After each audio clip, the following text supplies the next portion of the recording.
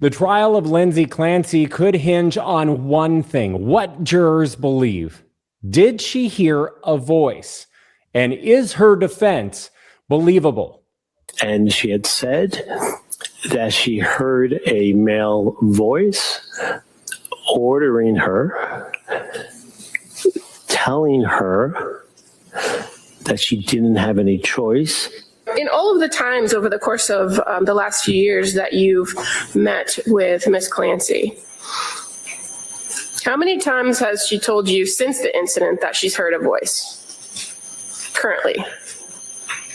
She has not heard voices since the event took place. How voices in her head play a huge part of this postpartum psychosis defense. You have to prove at the time she committed the crime, she didn't know what she was doing, and she didn't understand what she was doing was wrong. I have a psychiatrist here to answer your questions. But first, do me a favor, hit that like, hit the subscribe, and share the episode. I'm Matt Johnson, and this is Justice.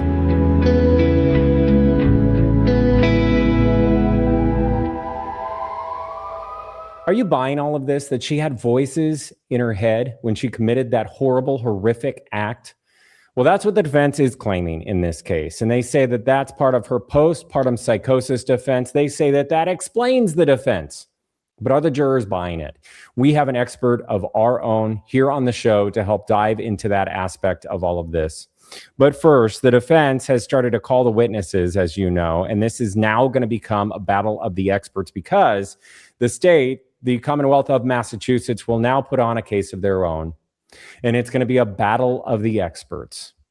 So here for the key testimony from what we're going to talk about, here's the defense psychologist. And she had said that she heard a male voice ordering her, telling her that she didn't have any choice, but she had to kill her children and then kill herself. Now, doctor, have in mind your background, your career, Did you tell Lindsay Clancy to lie or make that up and pretend that she was hearing voices? No. Do you have any conversation or any suggestions to her at all that she should say she heard voices or anything like that? Absolutely not. But in that subsequent conversation that you were a witness to where they were speaking on the phone and she told them about these voices or explained about the voices, did she ask about the kids?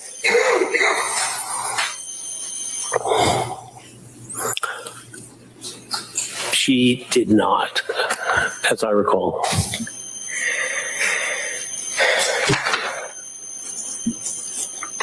Now, in all of the times over the course of the last few years that you've met with Miss Clancy, how many times has she told you since the incident that she's heard a voice currently?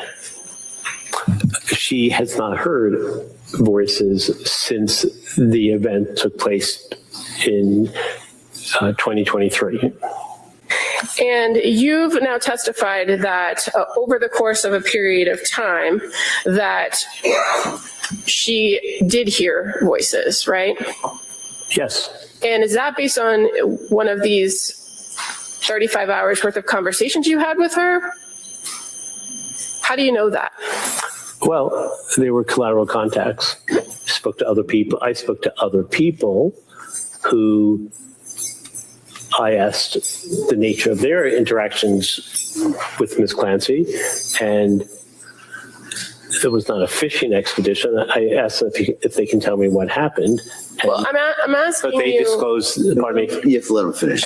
So they disclosed information to me that Ms. Clancy shared that information with them. So who did she tell that she had a voice that told her to kill herself? She spoke to a chaplain named Sheila Kavanaugh, who I spoke with, and Chaplain Kavanaugh told me that Ms. Clancy told her that she heard a male voice instructing her to first kill her children and then to kill herself. So the same message that she delivered to Patrick that day on the phone, you heard from a chaplain at Brigham and Women's Hospital after the incident occurred in January of 2023? Yes.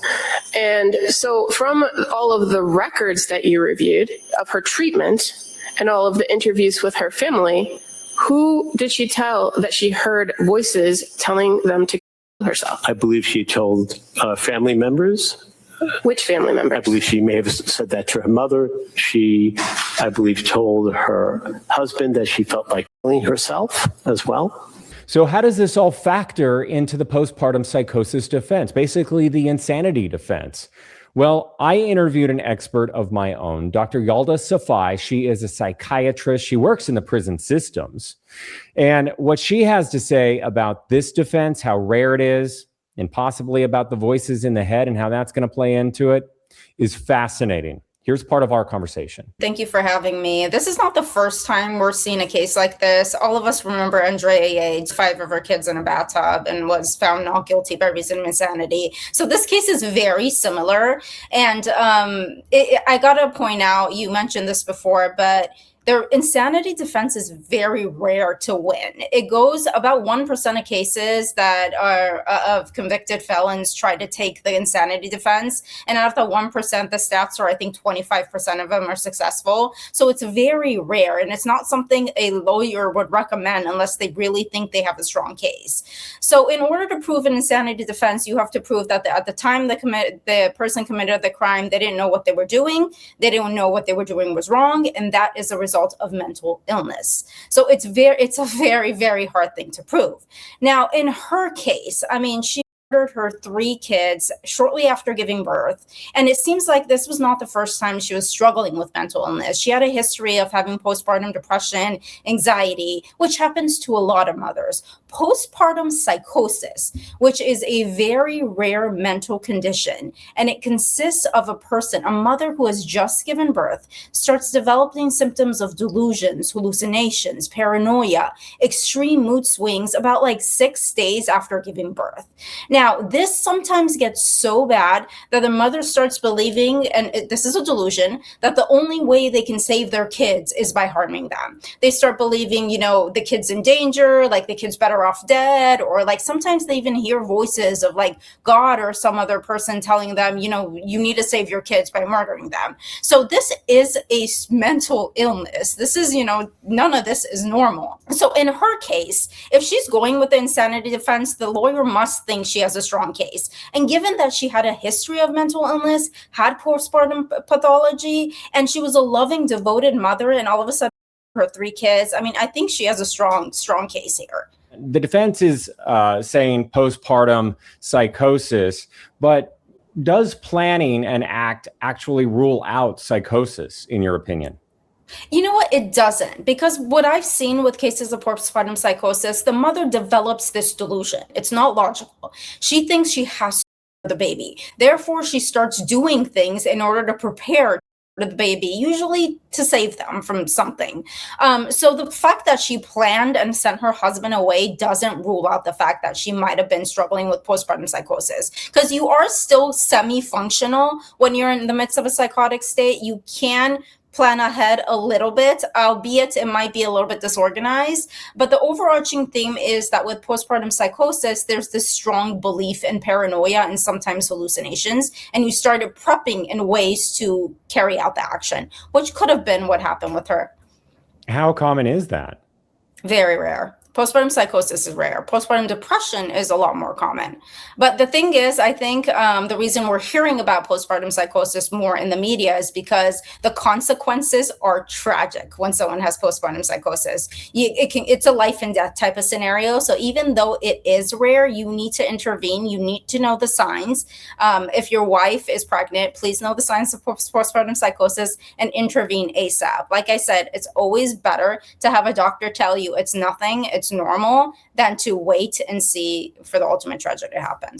So how difficult of a defense might this be to prove to a jury? It's very hard. We talked about it a little bit in the beginning. You have to prove at the time she committed the crime, she didn't know what she was doing, and she didn't understand what she was doing was wrong. And this has to be a direct result of having a mental illness. You can imagine how hard it is for the defense to have to prove at the time she committed the crime she didn't understand what she was doing was wrong. It's very hard. So Dr. Paul Zeizel was on the stand, and he is a very key witness because he's the one that really introduces all of the voices in the head. And he talks about evaluating Clancy early on when she's still in the hospital. Would you agree, sir, that the symptoms of postpartum psychosis would be depression? Is that one? Yes. Did Lindsay, to your opinion, have depression? Yes. And were there indications from your review of the medical records that she felt low, flat, tearful, emotional, crying? All of those things, yes. Did she also express anxiety, feeling tense, nervousness? All of those things, yes. Did she also express feelings that she was withdrawn, not able to socialize with people, wanting to talk or be near others? All of those things as well, yes. She indicate that she felt tired, heavy, without energy? Absolutely, yes. Did she indicate that she was having a harder time taking care of her children? Yes. Did she indicate that she was having issues regarding personal hygiene, not bathing, things of that nature? Yes. Did she indicate that she had severe confusion in actually hearing or seeing things that aren't there? In her case, it would not be seeing, that would be visual hallucinations. But did she complain of hearing things that weren't there, hallucinations? Yes. Did she complain of thoughts and beliefs that were not within reality and that she was in a disassociated state, out of reality? Yes. Did she indicate that, did you observe that there were circumstances where she exhibited increased energy, activity, productivity, otherwise known as hypomania? Yes. Did she complain that she had racing thoughts, a quote, busy brain, end quote, increased creativity? Yes. And when she said in your review of the medical records that she was having a busy brain, did she express the fact that she would get confused and that she thought her brain was damaged? Yes, that's correct. Was she restless and agitated, unable to keep still? Yes. Unable to sleep? Yes, extremely unable to sleep. So can you tell this jury, sir, in your opinion, to a reasonable degree of medical certainty based upon all of what you have reviewed, all of what we have talked about, all of what you have considered as to whether or not at the time of this incident resulting in the killing of these three little kids that she was suffering from a mental disease or defect, such as that she lost substantial capacity to appreciate the wrongfulness of her act, or in the disjunctive, was unable to conform her conduct to the requirements of the law? Yes. Tell the jury what your opinion is, please. My opinion is that she did have indeed a mental disease or a defect. That's a legal construct, not a DSM-5 one, but she had bipolar disorder with postpartum psychoses.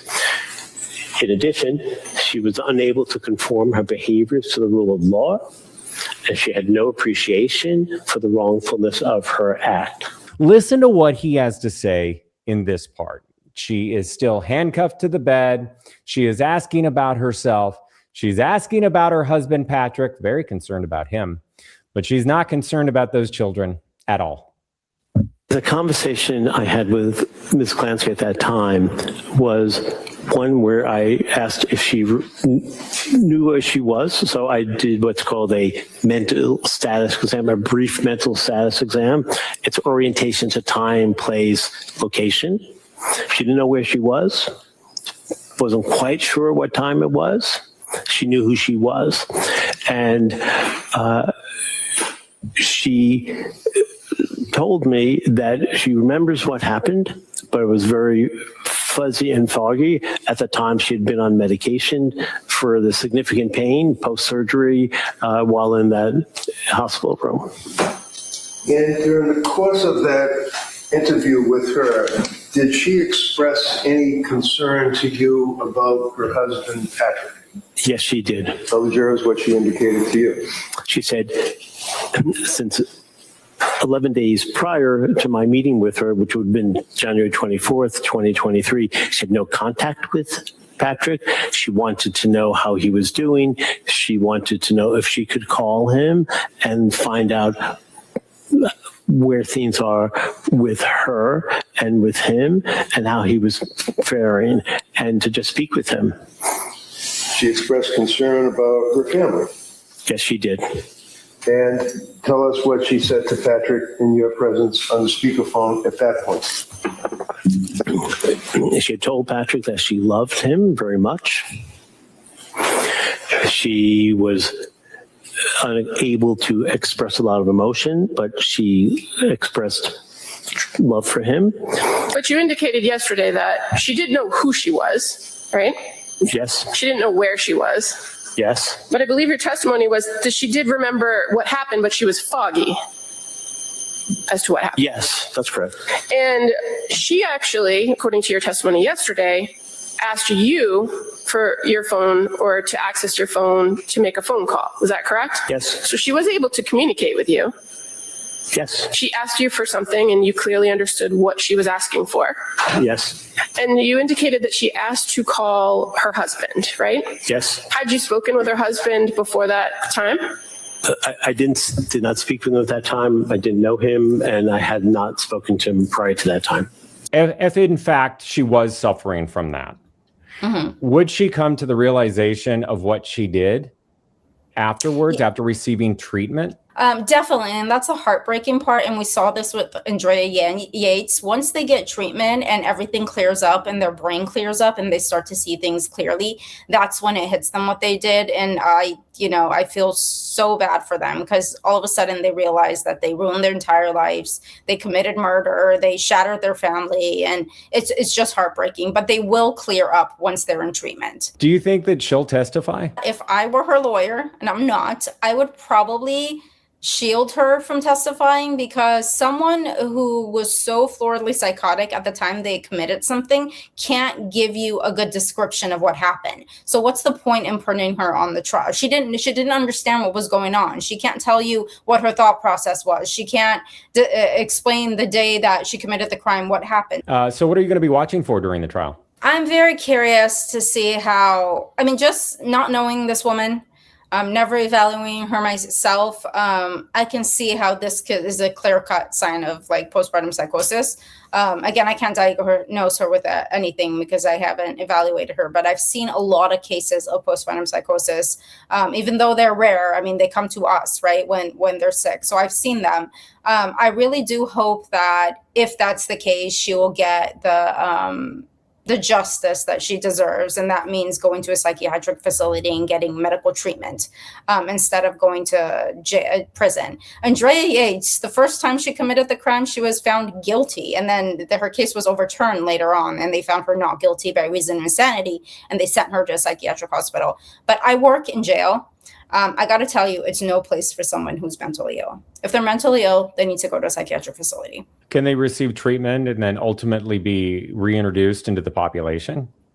It's not that simple. Andrea Yates is still in a psychiatric hospital. Usually when somebody is found not guilty by reason of insanity, they go to a psychiatric hospital for an indefinite amount of time. That's the difference between being found guilty. With being found guilty and going to prison, there's a sentence, right? You get like 25 years, you're out. But when you go to a psychiatric facility, there is no sentencing. So sometimes you get locked up for far longer than you would have if you just went to prison. Your release date is dependent on whether they think you are no longer a danger to the public, and that bar is very, very high. So people who go away for the insanity defense usually spend the rest of their lives or an extended period of time in a psychiatric facility, way longer than they would have if they just went to prison. Dr. Safai, thank you so much for your time and your understanding. It's a very complicated case. It's a very emotional case because it involves children, of course. How can we get a hold of you?